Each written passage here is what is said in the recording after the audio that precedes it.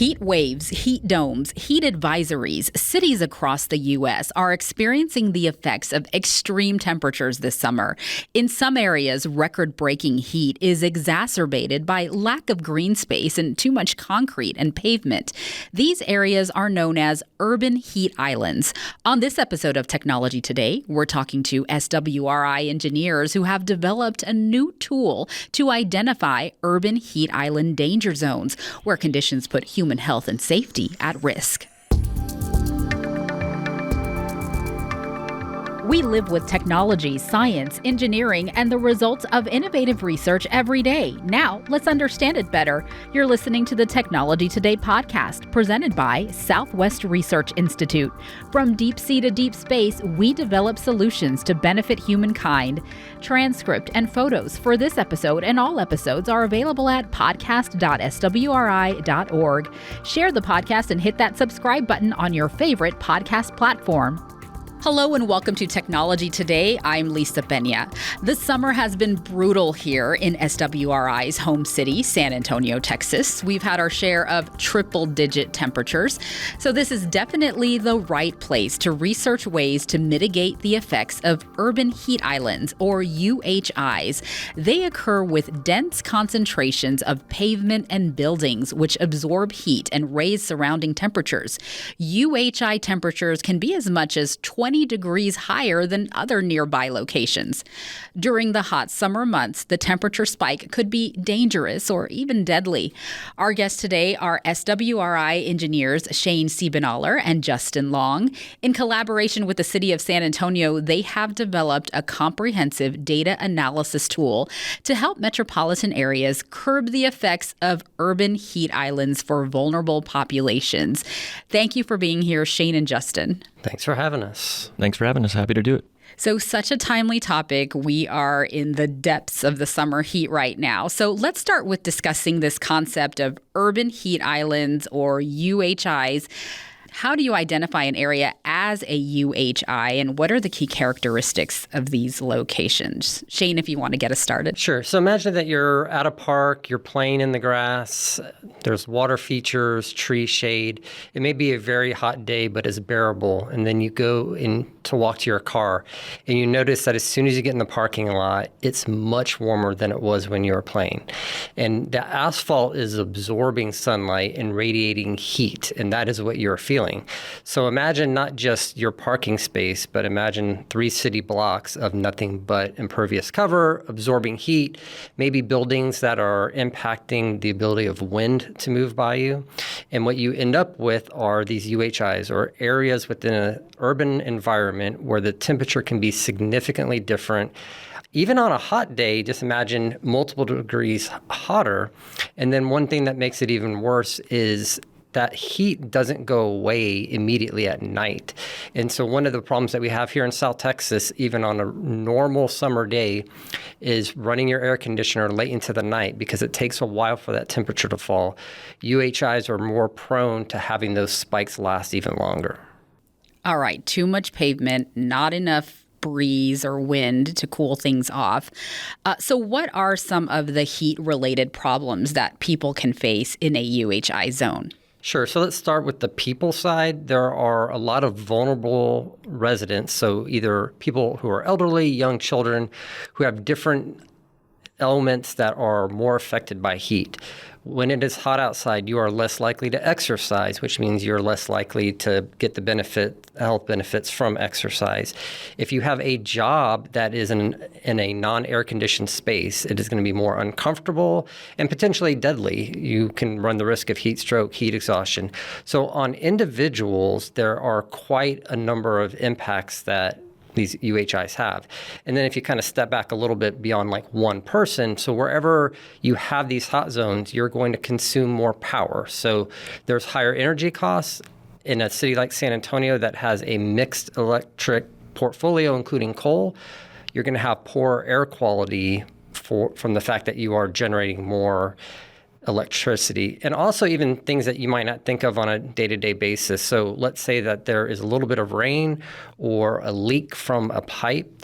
That water runoff that goes into our creek system and eventually gets into our larger river system, the temperature of that water will greatly increase as it's going over the pavement, and even a few degree change in that water temperature can affect the ecology of the streams that it's going into. Yeah, and I would add that one of the kind of the less talked about concerns with the UHIs is the link between heat and cognitive impairment. So there are a number of studies out there that show that we're not quite as sharp when we're under heat stress. So if you're a pedestrian, for example, crossing the street in a UHI zone, the concern is that your ability to make safe decisions could be compromised. So in UHIs, it really sounds like the stakes are higher. There are more consequences, more costs. All in all, these UHIs can cause issues. And Justin, keeping with you, so how did you start to explore UHIs in San Antonio? How did you realize this is an issue here? Yeah, so, in 2023, San Antonio saw 75 consecutive days of triple-digit temperature. So this broke the previous record of, I believe it was in 2009. It shattered that record. So when you think about that, that's over 20% of the year that we're hitting triple digits. And this is just projected to grow exponentially as in the near future. So, this isn't something that we're predicting to happen. This is happening currently in our community and is an important thing that we start to address now. So I'm an environmental engineer by education and training. So I like to think of the environmental engineering discipline as one where engineering and science and public health converge. So much of what we do as environmental engineers is try to make the planet a safer and healthier place for humans to live and flourish, not just humans, but all living things. But also have a lot of interest in the data sciences, and I like to program. So when Shane brought this project to my attention, I was kind of the perfect match. And it started with a discussion with the city originally about how do we take socioeconomic data and tie that to other information, in this case, heat. We actually came into this process wanting to look at air quality. And when you overlay different social vulnerability indexes to things like temperature, air quality, et cetera, what you'll notice is that areas where you have poor health or low economic opportunities are often coincidentally in some of the areas where you have flooding, high temperatures, poor air quality. So we came up with this idea of creating some kind of framework of being able to link technical information and socioeconomic data. And we went to the city of San Antonio to ask, what would you want as a case study to demonstrate this framework? And every single person we talked to said UHI, UHI, UHI. This was on the back end of a very brutal summer, the highest temperature summer in recorded history. And the city of San Antonio actually has a multi-departmental effort studying UHIs where they bring over 7 different departments across the city every other week to talk about this issue. It was very timely that we were looking at doing this data framework around the same time. And so we pivoted it from an initial idea that we had on air quality to jump 2 feet in on looking at urban heat islands. What are some of the ways that the effects of UHIs can be mitigated? What's the solution? Yeah, so there are several kind of common approaches used to mitigate UHIs. And probably the simplest and most obvious method is this concept of urban greening and vegetative cooling. So vegetation provides several benefits. Obviously, planting trees provides the much needed shade and blocks the radiant heat from contacting our built environment, and thus lowers the energy demand, the energy burden from cooling our indoor spaces. But vegetation also provides a cooling effect on the surroundings through the process of transpiration.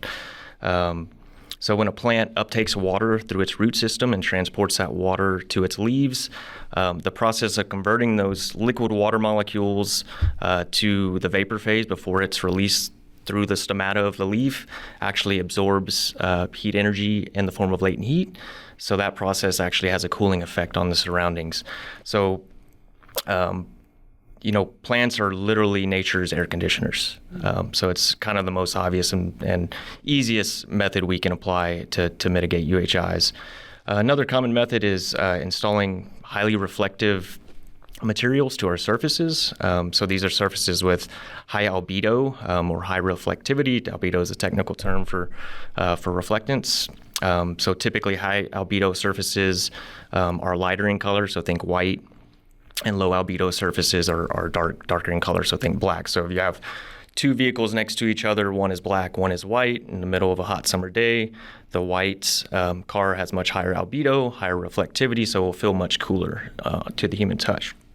So some of the ways we can apply this concept is by applying certain high reflective materials to things like roofs and walls of our buildings and homes, as well as pavements and asphalt parking lots and roads, for example. So, for example, there's an ongoing Cool Pavement initiative in San Antonio in which different surface coating products are being tested on asphalt roads. And I believe one of the areas tested showed a maximum surface temperature delta of like 18 degrees relative to fresh asphalt. So this is an active area of research. There's a lot of companies developing new novel materials that have these highly reflective properties. And, water bodies and water features are another method used to mitigate UHIs. Water bodies act as a significant heat sink, just like the ocean does. And also to the process of evaporation, they also have a cooling effect on their surroundings.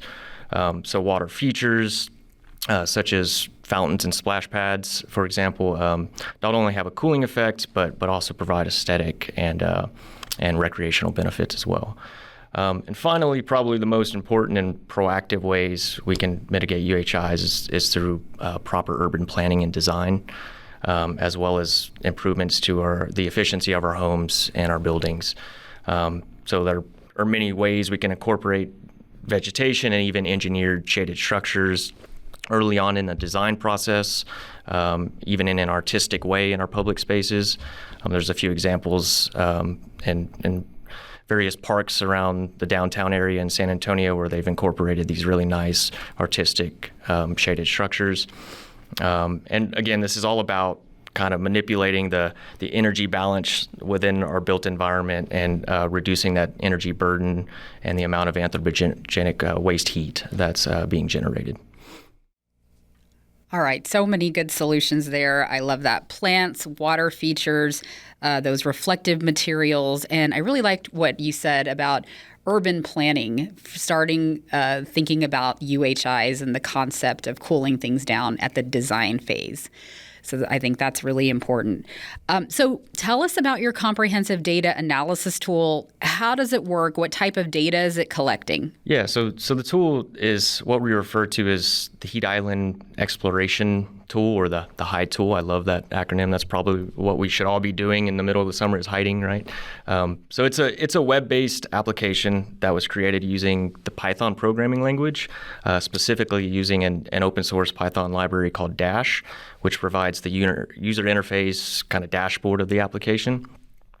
So from the user perspective, what you see is a map of San Antonio with zooming and panning capabilities, with a window that has several drop-down menus in which the user can choose what data is being shown on the map. So a feature of the tool is that it enables the user to layer specific metrics of interest on top of each other. And then you can filter and tune and kind of dial the knobs so that the map only shows areas that match those criteria of interest. So for example, if you want to identify census tracts that have household incomes less than $50,000 per year, let's say, and have heat vulnerability scores of 5 out of 5, with 5 being the worst, you could set those thresholds, and the map would only show the tracts that meet those criteria. So in terms of the types of data, we work closely with the city of San Antonio to utilize data that is already being collected pursuant to their ongoing initiatives. So for example, the city has previously collaborated with UTSA to develop a heat vulnerability assessment tool, which provides zip code level environmental measurement data, including surface temperature, surface albedo, vegetation quality, and various meteorological data. The city has also developed what they call the Equity Atlas, and this is actually something that can be viewed by the public through the sanantonio.gov website. And the Equity Atlas provides various demographic and socioeconomic data for the city and provides kind of equity rankings for each census tract around San Antonio based on things like income, education level, population of color, unemployment rate, and other socioeconomic data. So we were able to leverage many of those data sets. And then another kind of major source of data came from a nonprofit organization called GreenLink Analytics. And so GreenLink maintains a really robust database of a wide variety of census tract level socioeconomic and environmental metrics, really for the entire country. So different cities kind of have subscriptions to where they can get data from GreenLink, and then they can use that data for whatever purposes they need. Some example of the data that GreenLink provides is things like tree canopy percentage, income stress, energy burden, and even public health information such as asthma rates. So that kind of made up the core of the tool. But we also leverage several open source data sets, including satellite imaging data. So this is like land surface temperature data from Landsat 8 and 9 satellites. We pulled data from the Climate and Economic Justice Screening Tool, which is a tool created by the federal government through President Biden's Justice 40 initiative. That provides a lot of demographic and environmental risk data for the entire country. And then we pulled a lot of data from the U.S. Census Bureau, specifically their community resilience estimates data sets, which provides a lot of like niche data sets related to economic and public health.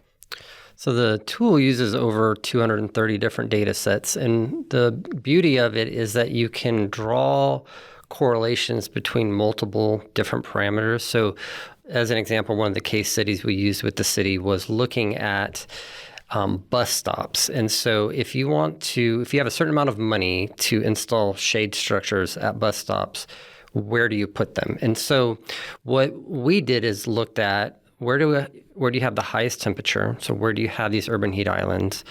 Where do you have high ridership in areas of low income where you're most likely to have people needing to take public transportation to work? And where you don't have some nearby tree or other shade structure. And so what it allows you to do is take multiple different parameters and then end up with sorting to give you candidates for any time that you have limited resources. And that's really the strength of this tool or any sort of similar framework, is that municipal governments are trying to solve problems for their residents with limited funding or limited number of opportunities. And you want to be able to target those initiatives to the people that would benefit the most or the most vulnerable. If you just imagine a scenario where the city, for example, through some federal program were to get a rebate where you could do, let's say, air conditioner replacement for 1,000 homes. If you put that on the local electric provider's website, what you will find is that the most connected people who are probably very wealthy, who are on social media, will find that first and they will take up all the units. Instead, what you want to do is find where do you have people who don't have air conditioning, who live in hot spots, who may not have discretionary income to add air conditioning, and that would be a better use of those funds. And so this struggle that any metropolitan area has of limited resources, you want to be able to take technical data, so things like likelihood of flooding, high temperature, poor air quality, but you want to link that to information about the people that live in that community to figure out where you should make those interventions. Okay, so the tool is looking at over 230 data sets, as you mentioned. It funnels all this information down to help you target the people who need it most. So how do you, and you've already touched on it a bit, but really how do you envision this tool making communities safer and helping the people who most need it? Sure. So at various conferences, you will hear municipal government officials all across the country talk about, in the past 10 years, this move to having data-driven decision-making.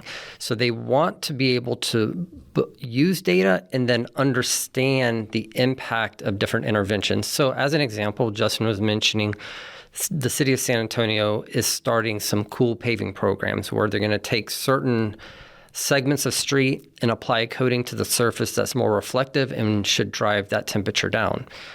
Well, one thing you can do with a tool like this is do a before and after. So you can look at, did that intervention actually have a widespread positive effect?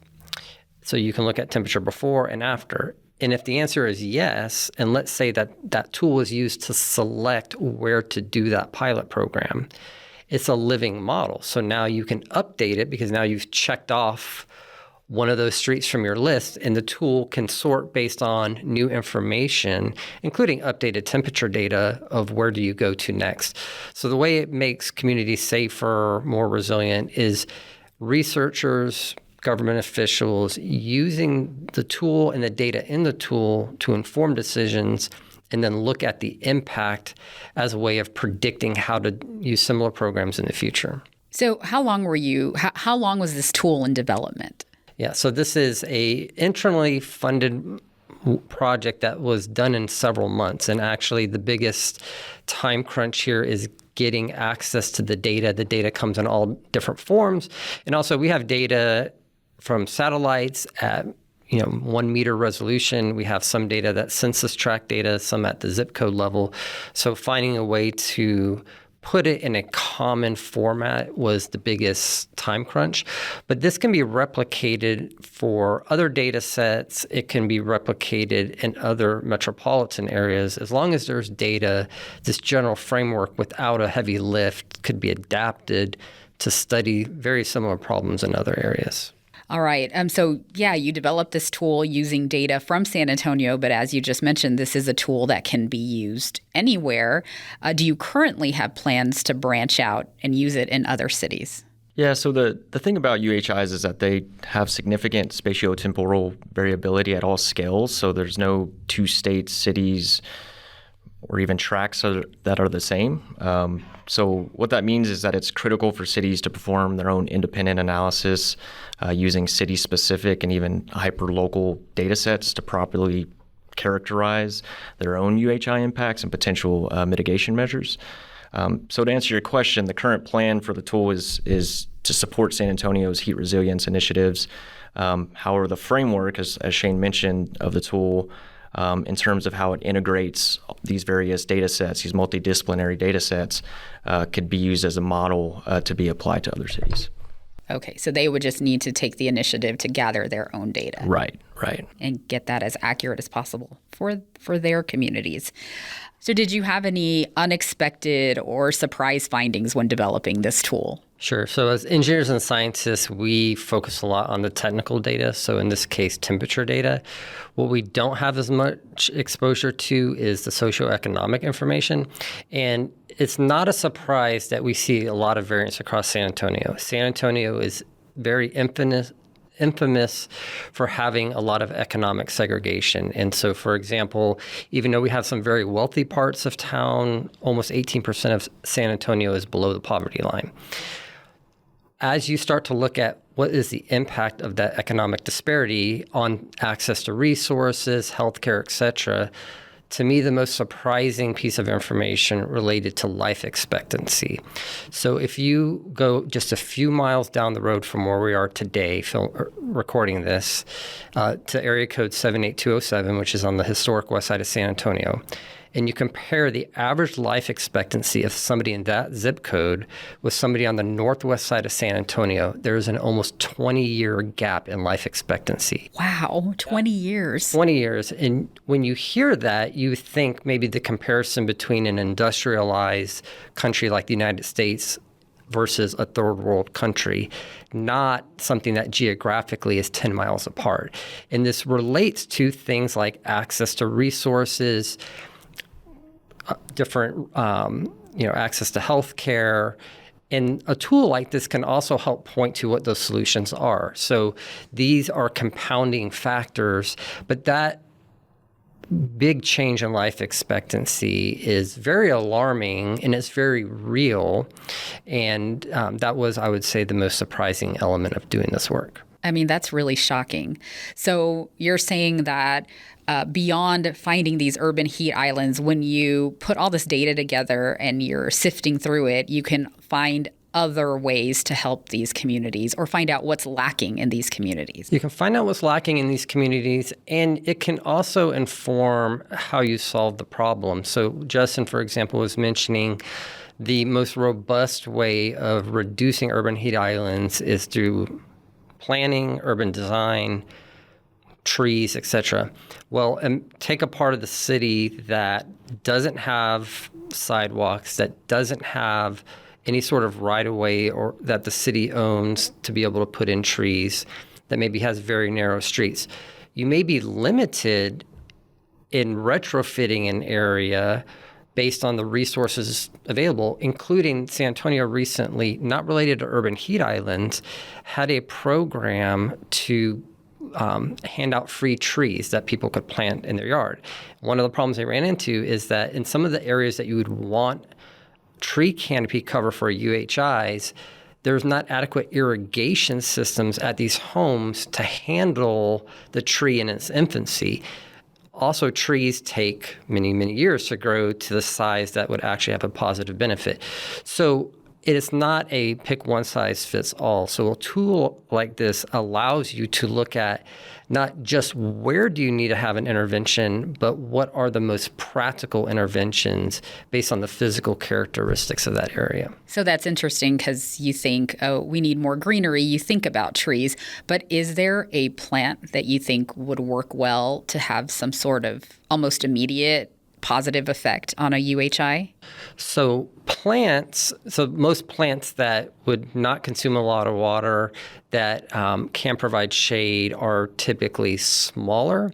And so artificial means of generating shade, like artificial green space, using water features, reflective coatings, reflective street surfaces, are going to be more shorter-term solutions than planting trees. By the way, we don't have to pick just one. San Antonio's population grew significantly in the past year, and so as the state and the city continued to attract residents, every summer seems to be getting hotter. We're attracting more people, and as our population increases, we're going to be putting down more concrete. So we are going to be exasperating the fundamentals that drive UHIs, and so we're going to need to continue to look at solutions. And so green space is an important thing, particularly for any kind of new development, that we incorporate that into the design of new neighborhoods. I think I'm still kind of shocked by that lifespan discussion and how significant that is and how critical solutions are in these areas. So it sounds like there are a few uses for this tool, and it can do a lot, and it can do a lot of good in a community. So what's next for this data analysis tool? Any upcoming projects that will build off this tool? What else can it be used for? We just discussed one example. So another one, to go back to maybe the original motivation for putting together this framework, is to look at air quality. So coincidentally, here in San Antonio, air quality is a significant issue. We have high levels of ozone, which is a respiratory irritant. So residents with COPD, asthma, et cetera, can have distress on these days where we have poor air quality. And so this is something where the framework is actually already there in the tool to be able to ingest air quality data and already link it to the socioeconomic information. And so as San Antonio and the county we live in, Bexar County, continue to struggle with poor air quality, a natural pivot for the use of this tool would be to expand some of our learnings and incorporate not just temperature information, but air quality. Yeah, and it would also be interesting to look at the impact of temperature on air quality, because we know temperature is an amazing catalyst to promote some of those photochemical reactions that convert some of our anthropogenic pollutants, such as volatile organic compounds, into ozone. So seeing those correlations in maybe highly or more polluted areas and how those correlate with UHIs would be interesting as well. So learning about seeing all this data come in and learning about this, has this changed your way of doing things at all? Hearing about how how certain elements impact heat or health, Has it changed your way of life at all? So I'll start by answering actually on the air quality side and not the temperature side. So when you get on the highway here in San Antonio during what we call ozone season, you will see these air quality advisories that will say, don't mow your lawn, don't fill up your car until after 6.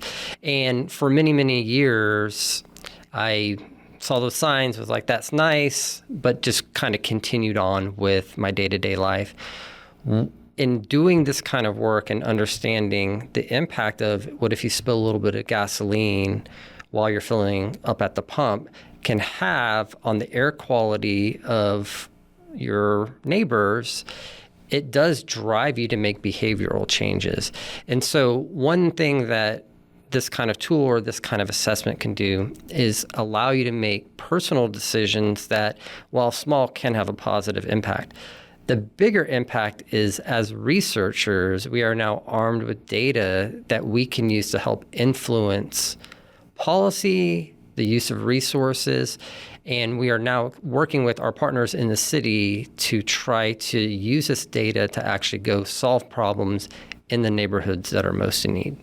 Yeah, I mean, I've become the father that yells at my kids to close the door and stop letting all the cool air out. But no, I certainly think about this in my day-to-day in terms of my water usage, my energy use at home, things I'm doing in my landscape, for example. So, I'm big on trying to plant natives. Things with low water usage and that can provide the shade right around your home. And as Shane mentioned as well, like thinking about our day-to-day impacts in terms of how we're commuting to our work and especially on those ozone action days and what we're contributing, right, in terms of air quality and our overall impacts. So a tricky thing about urban heat islands is that it's the sum of a lot of parts. We started off this conversation by talking about what happens when you walk into a parking lot and you feel that it's warmer. So let's say that you, trying to be a concerned citizen, say, well, I'm going to apply a reflective coating to my roof to drive down the temperature of my house.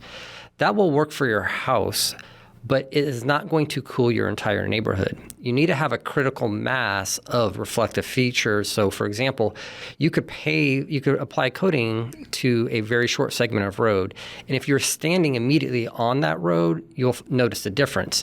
If you are walking on a sidewalk a block away, you're not going to feel a difference.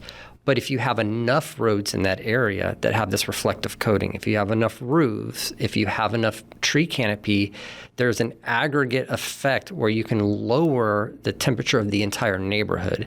And so, yes, we do encourage people to be the change that they can make, and it goes a long way. But to actually systemically drive down these large islands within metropolitan areas, it's going to require resources beyond just what one person is doing. Needs an entire community to take action. Community. I feel like it's so important to ask our engineers, what are you doing in your lives for the rest of us who don't have access to the data that you do? Or don't see the information coming in like you do. So thank you for sharing what you do personally and how you feel personally about that.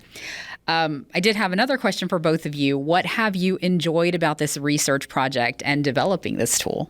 So here at Southwest, we have this kind of unofficial tagline of deep sea to deep space. And in the group that Justin and I work on, we work in things that are underwater, we work in things that are in space. And often the problems that we're trying to solve are somewhere else. They're in a foreign country, they're at the bottom of the ocean, they're in low Earth orbit. It is rarer, and something we're actually trying to work hard on, to actually solve problems that directly affect the people in our own community. So whether we're talking about UHIs, air quality, resilience to flooding, these are problems that, for example, San Antonio is encountering. And it's very rewarding to be able to do the job that we do, our normal day-to-day research, on projects that can have a positive benefit to the people that live around us, our coworkers, et cetera. Yeah, I would second that. So I'd essentially have the same answer. So many of the projects I've worked on throughout my career have been in other places around the country and even the world. So what I've enjoyed most is finally getting to work on something that is local and has that positive impact on the community that I reside in and that the city I'm from. And while local, it can be expanded to other areas at some point. So not just helping us, but potentially other areas, other cities. Absolutely. Well, Shane and Justin, your tool is a real solution, helping real people and cities plan for a potentially dangerous situation. I want to thank you both for joining us today and telling us about your important work.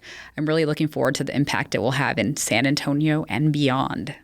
Thanks for having us. Thank you. Happy to do it. And thank you to our listeners for learning along with us today. You can hear all Technology Today episodes and see photos and complete transcripts at podcast.swri.org. Remember to share our podcast and subscribe on your favorite podcast platform.